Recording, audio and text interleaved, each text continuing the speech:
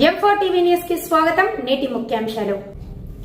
M4 TV news ప్రేక్షకులకు నిజాయితీగా, నిర్భయంగా ఎప్పటికప్పుడు తాజా కబుర్లు, భక్తి గీతాలు m4tvnews.com వెబ్సైట్ యాప్లు ప్రచురితం, ప్రత్యేక ప్రసారం చేస్తుంది. వార్తలు, ప్రకటనల కోసం సంప్రదించవలసిన సెల్ ఫోన్ నెంబర్లు 9666665026, 9014163335.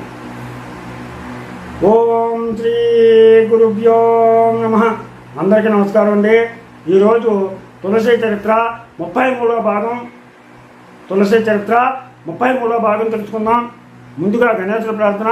శుక్లాంబరధరం విష్ణుం శశివర్ణం చతుర్భుజం ప్రసన్నవదనం ధ్యాయే సర్వవిఘ్నోపశాంతయే. గురుర్బ్రహ్మా గురుర్విష్ణు గురుర్దేవో మహేశ్వరః గురు సాక్షాత్ పరబ్రహ్మ తస్మై శ్రీ గురవే నమః. ఓం నమో భగవతే వాసుదేవాయ.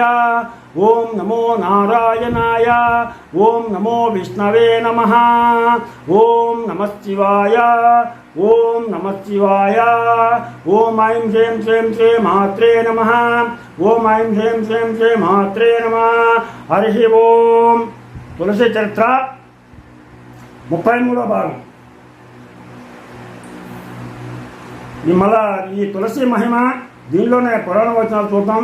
ప్రదీపం యస్తు సన్యాయం స్థాపయే తులసీతలే తయాతి మందిరం విష్ణు కులకోటి సమన్విత. సంధ్యా సమయంలో తులసి మూలం దగ్గర ఎవరు దీపం పెడతారో వారు తమ కోట్లాది కుటుంబ సభ్యులతో కలిసి భగవంతుని ధామమైనటువంటి వైకుంఠ లోకానికి వెళ్తారు. సంధ్యా సమయంలో, సాయంత్రం సమయంలో కానీ ఉదయం సమయంలో కానీ ఆ తులసి కోట దగ్గర దీపం పెట్టిన వాళ్ళు తప్పనిసరిగా వైకుంఠానికి వెళ్తారు. సుధాఘటన సహస్రేణ తాతుష్టి నవే తాతుష్టిర్నభవేద్ధరేః యా చతుష్టిర్భవేన్నునాం తులసీపత్రదానతః. ఇది బ్రహ్మవైవర్తన పురాణంలోది, ప్రకృతి ఖండంలోది తాత్వి. ఈ శ్రీహరికి తులసి పత్రం అర్పించడం వలన కలిగినటువంటి సంతృప్తి వేలకొలది కుంభముల అమృతంతో అభిషేకం చేసినప్పుడు కూడా కలగదు. తులసీ పత్రతోయం చ మృత్యుకాలే పిబేత్ నరః ముచ్యతే సర్వపాపేభ్యో విష్ణులోకం సగచ్చతి. ఇది బ్రహ్మవైవర్తన పురాణంలోది ప్రకృతి ఖండం. మరణ సమయంలో అయినా సరే భక్తిపూర్వకంగా ఈ తులసీ దళం గ్రహించిన వారి యొక్క పాపాలన్నీ కూడా మొత్తం నశిస్తాయి. విష్ణులోకానికి వెళ్తాడు అతను. నాస్తి వేదాత్ పరం శాస్త్రం నహి కృష్ణాత్ పరః సురః నాస్తి గంగా సమం తీర్థం న పుష్పం తులసీ పరం. వేదాల కన్నా శ్రేష్టమైనటువంటి శాస్త్రం లేదు. అలాగే కృష్ణుడిని నియమించినటువంటి దేవుడు లేడు. వేదాల కన్నా శ్రేష్టమైనటువంటి శాస్త్రం లేదు. అలాగే కృష్ణుడిని మించినటువంటి దేవుడు లేడు. అలాగే గంగతో సమానమైనటువంటి తీర్థం లేదు. అలాగే తులసిని మించినటువంటి పుష్పం కూడా లేదు. తులసిని మించిన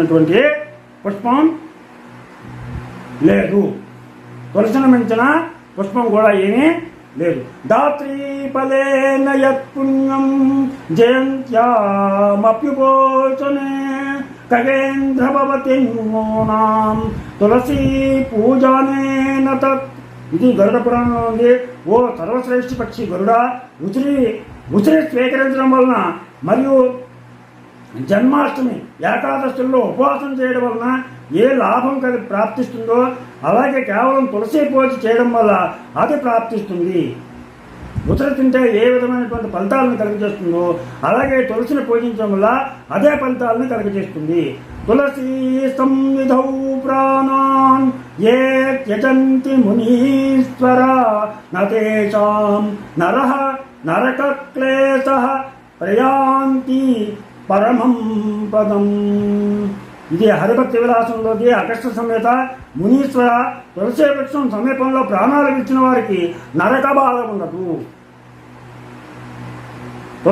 తులసి సమీపంలో మరణించినటువంటి వాళ్ళకి నరకం అనేటువంటి ప్రశ్న లేదు.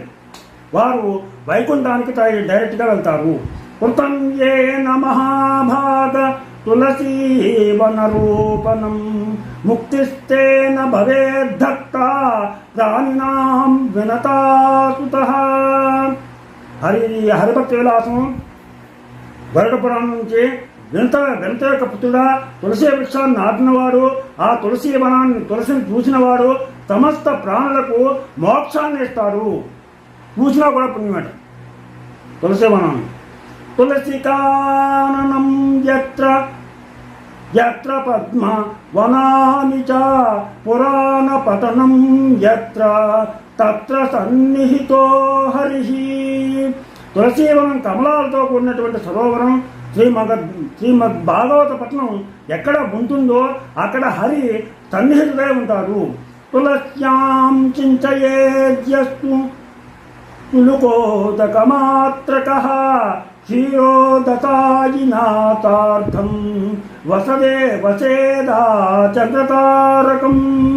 ఇది హరిభక్తి విలాసంలో తులసిమాలంలో గుక్కడి జలం పోసేటువంటి వాడు తులసి మూలంలో సూర్యచంద్రులు ఉన్నంత కాలం కూడా విష్ణు సన్నిధిలో ఉంటాడు. తులసి మొక్కకి కనుక నీళ్లు పోసినట్లయితే ఆ మూలంలో వాడు విష్ణు సన్నిధిలో సూర్యచంద్రులు ఉన్నంత వరకు ఉంటాడు. కేశవాయతనేయస్తు కారయే తులసీవనం లభతే చాక్షయం కానం పితృభిః సహ వైష్ణవం. కేశవన మందిరంలో తులసీవనాన్ని పెంచేవారు తన పూర్వజులతో కలిసే భగవంతుణ్ణి శాశ్వత ధామాన్ని పొందుతాడు.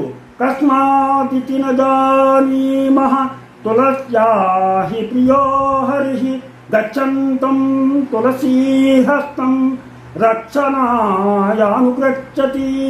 భగవంతునికి తులసి ఎందుకు అంత ప్రియమైందో మనకు తెలియదు, కానీ తులసిని చేతులతో ఉంచుకుని పోయేవారిని రక్షించడానికి శ్రీహరి ఎప్పుడూ కూడా వారిని వెన్నంటిపోతూ ఉంటాడు. నిషిద్ధే దివసే ప్రాప్తే కృష్ణాయాద్గలితం దళం తేనైవ పూజాం కుర్వీత న పూజా తులసీం వినా. తులసీ దళం లేకుండా భగవంతుని పూజ చేయరాదు.